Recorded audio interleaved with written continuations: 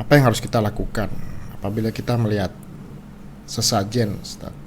Tidak, saya tidak akan pernah memberikan apapun buat berhala.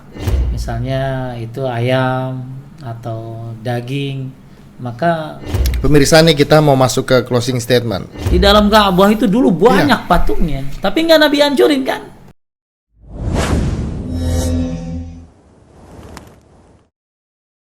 Tapi ada satu asar dari sahabat Salman Al-Farisi radhiyallahu an, beliau mengatakan bahwa dulu ada orang yang masuk surga gara-gara lalat, ada orang masuk neraka gara-gara lalat. Ceritanya mereka akan masuk ke sebuah daerah. Nah, yang masuk daerah itu nggak boleh masuk, nggak boleh lewat kecuali mempersembahkan sesuatu buat berhalanya. Oh, sesembahan ini. Apalah ya, pokoknya lu kasih apa nih buat berhala gua? Nggak apa-apa, walaupun kecil, walaupun cuma seekor lalat. Nah, ini orang bagus, bro. Tidak, saya tidak akan pernah memberikan apapun buat berhala. Akhirnya orang ini walaupun kecil juga nggak mau, walaupun lalat, dibunuh dia, mati. Dan gara-gara lalat lah, gara-gara dia mempertahankan akidahnya, gak mau mempersembahkan walaupun cuma lalat, gara-gara ini dia masuk surga. Yang temannya satu lagi lain, akhirnya dia mempersembahkan sesuatu, ya akhirnya dia cari apa, lalat, dapat tuh, dipersembahkan lalat ini buat berhala. Akhirnya gara-gara itu dia masuk neraka. Taib. Jadi hadis ini menceritakan, riwayat asar ini menceritakan tentang bagaimana gara-gara lalat orang bisa masuk surga, gara-gara lalat orang bisa masuk neraka. Pertanyaannya, apa ada hari gini orang kasih lalat buat berhala? Nggak ada dong, Ustaz. Adanya kebo, kepala sapi. Makin berharga harapannya makin feedbacknya makin ini kan. Makin gede dia. Ya, ini mungkin jadi perhatian buat kita. Karena beliefnya udah rusak, Ustaz. Ya, kepercayaannya karena udah jadi kebiasaan. Betul. Kebiasaan, dan mungkin masih belum dapat hidayah, akhirnya melakukan apapun, bahkan masya Allah ya, apa aja dikasih. Ya, sampai makanan apa dikasih, termasuk sembelihan-sembelihan. Tayyib. Oke, Zainer, tadi udah beberapa penjelasan pokok dari Ustadz ya. Lalu selanjutnya adalah apakah sih kita harus lakukan nih? Apa yang harus kita lakukan apabila kita melihat sesajen, Ustadz? Nah, misalnya kita sedang berlibur, sedang jalan-jalan, lalu kita melihat sesajen nih, sebaiknya dalam tinjauan Islam ya, lagi-lagi dalam tinjauan Islam, Ustaz, biar ini juga menjadi satu pelajaran yang bisa diambil ibrahnya lah, Ustaz. Tafadhol, Ustaz. Tapi jika emang orangnya nggak ada yang masang sesajennya, ya misalnya kayak di gunung dulu. Oke. Ya, kayak di gunung yang tempat sepi lah, tempat sepi gitu lah. Itu bagusnya ya dimakan aja. Ya, jadi makanan yang sesajen itu, jika makanan tersebut berupa hewan sembelihan, maka ini nggak boleh dimanfaatkan. Ya, misalnya itu ayam atau daging, maka nggak boleh dimakan.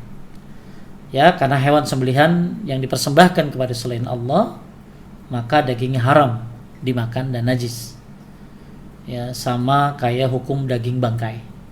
Sebagaimana surat Al-Baqarah ayat 173, "Innama harrama 'alaikumul maitata wad-dama wa lahmal khinzir wa ma uhilla bihi li ghairillah." Sungguhnya Allah hanya mengharamkan bagimu bangkai, darah, daging babi, sembelihan yang dipersembahkan kepada selain Allah. Jadi kata Syekhul Islam Ibnu Taimiyah menafsirkan Al-Baqarah 173, semua hewan yang disembelih untuk selain Allah tidak boleh dimakan dagingnya. Itu kalau sembelih. Nah. Akan tetapi ya, kalau untuk selain itu misalnya mungkin buah-buahan ya. Buah-buahan maka ulama ada ikhtilaf. Ya, kalau buah-buahan, apalagi ada duit 1 juta, ya, ini boleh nggak diambil gitu lah, Boleh ya, nggak boleh nggak dikantongin. diambil dikantongin. Maka ulama ada yang mengharamkan, dia ada juga yang membolehkan. Tapi Syekh Abdul Aziz bin Baz membolehkan pemanfaatan makanan dan harta tersebut selain sembelihan. Kenapa? Karena hukum asal makanan atau harta adalah halal apabila telah ditinggalkan oleh pemilik. Kan itu ditinggalin kan sama pemiliknya. Oh iya, iya. Ya, maka kalau itu bukan apa tadi? Bukan berupa sembelihan, ya, bukan berupa ayam, daging, maka berupa sayuran, buah-buahan, ya apalagi duit, ya ambil. Iya. Ya, boleh dipergunakan, ya. Kenapa? Ya, karena ada riwayatnya dulu ya bahwa Nabi Shallallahu Alaihi Wasallam itu pernah mengambil harta yang orang-orang musyrik yang ngasih buat Lata Uzza. Dulu kan ada benda apa berhala tuh, Lata Uzza Mana tuh, orang-orang musyrik suka mempersembahkan buat mereka. Maka Nabi mempergunakan harta itu untuk melunasi utang sahabatnya. Ya, jadi Nabi akhirnya ngambil itu harta yang dikasih buat si berhala tuh buat lunasin utang. Nah, ini dianggap jadi sebuah dalil bolehnya memanfaatkan sesajen ya selain daripada daging, ya. Jadi harusnya dimakan ya bro, dimakan ya, bareng-bareng ya makan. Bukannya ngasih saja nanti makin senang, tapi wah hilang nih. Begitu dia naik gunung hilang nih. Ya, jadi kalau kita nemuin kayak begitu di gunung-gunung, di hutan-hutan, di sungai-sungai yang memang ditinggalkan oleh pemiliknya loh bro, ditinggalin, ingat, ditinggalin oleh pemiliknya, antum ambil, kecuali sembelihan, ya, apalagi duit, bagus buat ongkos pulang. Oke, Ustaz. menarik sekali. Oke, pemirsa nih kita mau masuk ke closing statement. Sudah pasti closing statement ini mungkin kita kembali ke awal.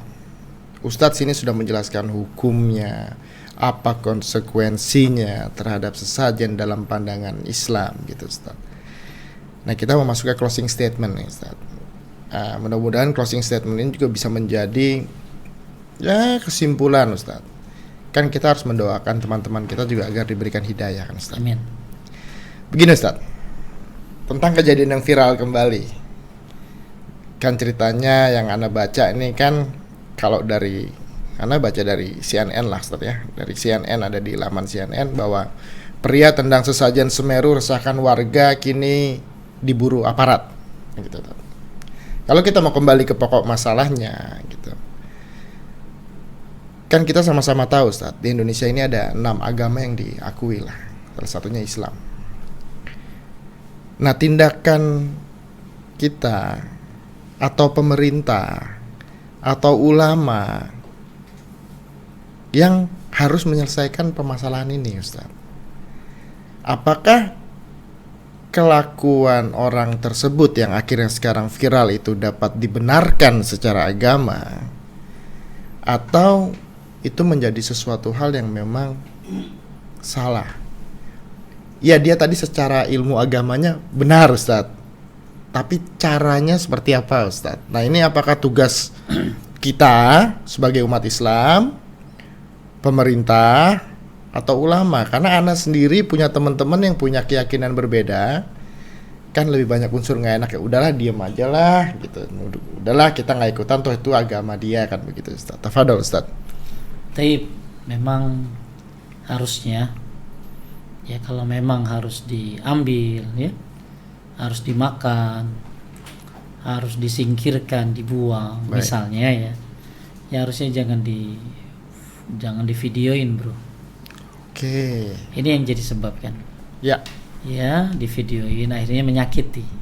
Betul. Ya, jadi inilah dalam sebuah riwayat kan ada, cukuplah seseorang itu dianggap berdusta kalau dia membicarakan setiap yang dia dengar. Ya, maksud saya gini, itu kan dia berarti kan kan banyak orang sekarang dikit-dikit posting, dikit-dikit Oh posting, iya, dikit-dikit iya. posting. Dan banyak yang tersakiti kan. Misalnya ada orang lampu merah lagi garuk-garuk gitu di posting, kan itu nggak izin dia. Ini kan menyakiti. Jadi dia selalu, kalau zaman dulu kan melihat, jadi dia melihat sesuatu, mendengar terus diucapkan. Nah ini nggak boleh, karena bisa jadi sesuatu itu benar atau sesuatu itu salah. Ya bisa tabayun dulu harusnya. Nah kalau zaman sekarang ya masalahnya yaitu tadi video, apapun divideoin gitu loh.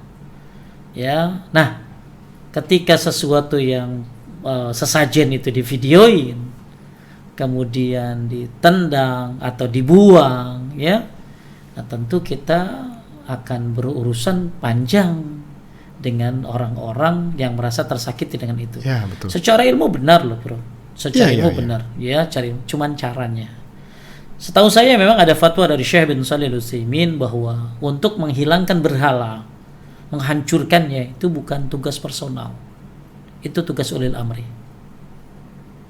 Oh, berarti masalah ini dianggap besar ya Ustaz? Iya, harusnya itu tugas ulil amri.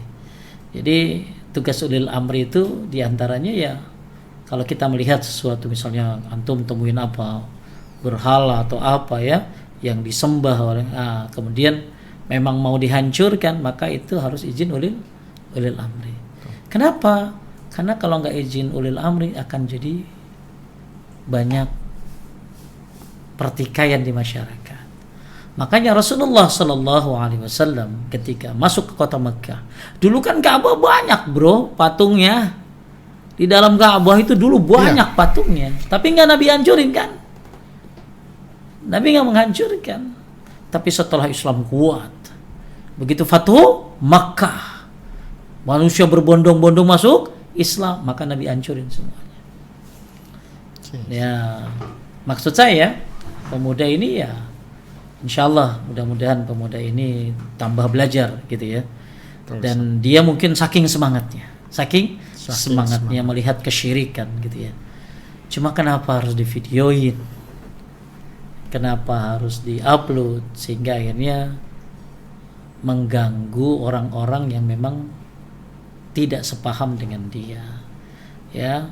Intinya sih bagus ya, dalam arti kata pemuda ini punya semangat yang bagus bahwa kesyirikan ini syirik gitu lah. Nah, tapi masalahnya ini kan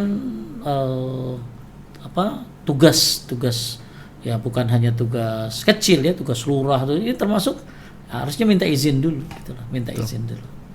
Ya kembali lagi, pasti masyarakat bilang, orang pemerintah kagak ngizin, orang kagak ngasih izin, gimana Pak Ustadz gitu loh ya. Iya kan, pasti kan ada orang-orang lain.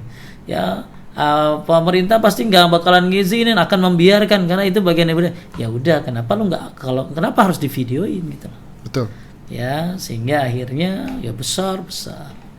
Ya, nah ini tentunya kita harus bijak ya menyikapi gini loh. Kayak mereka punya keyakinan yang berbeda-beda. Ya sudah, toleransinya Anda biarkan mereka. Ya, Anda biarkan mereka. Kita juga beribadah mereka sesuai, dan kita jangan ikut ibadah mereka ya tentunya. Ya, kalau kita ikut ibadah mereka ya salah tentunya. Betul. Jadi toleransi itu membiarkan mereka sudah. Di sisi lain ya mereka Ustaz ya. Di sisi lain, kita di sisi sini. Ya. Di sisi lain. Ya kita biarkan, kita tidak mengganggu mereka ya. Kita juga tidak membantu. Ingat ya. Kita nggak ganggu, kita nggak bantu. Oke, ya kita nggak ganggu, kita nggak bantu, ya sudah masing-masing. Karena kita berada di bawah di negara yang memang banyak sekali agama gitu. Lain lagi kalau di negara yang memang seperti Saudi ya, itu pasti akan ada kebijakan-kebijakan yang lain tentunya. Maka di sini ya kita masih bersikap toleransi, tapi dengan cara apa? Ya udah, biarkan mereka dalam beribadah, tapi kita mengingkari loh, bro.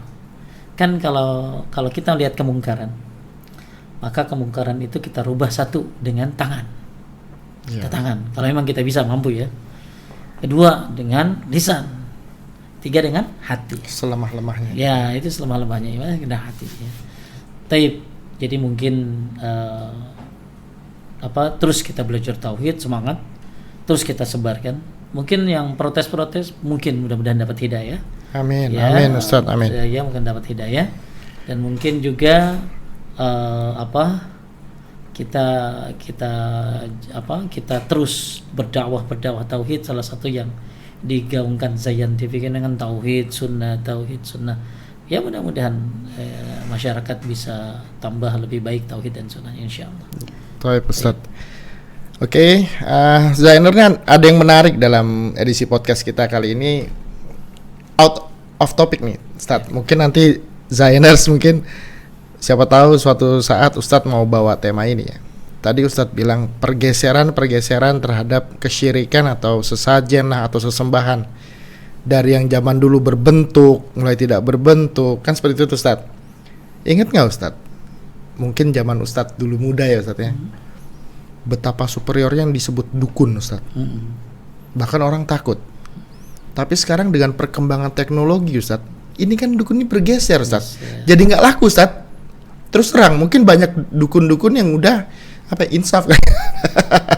Nah itu kapan-kapan kita bahas ya Ustadz ya. Pergeseran tipe-tipe syirik ini yang tadi yang berbentuk, yang tidak berbentuk.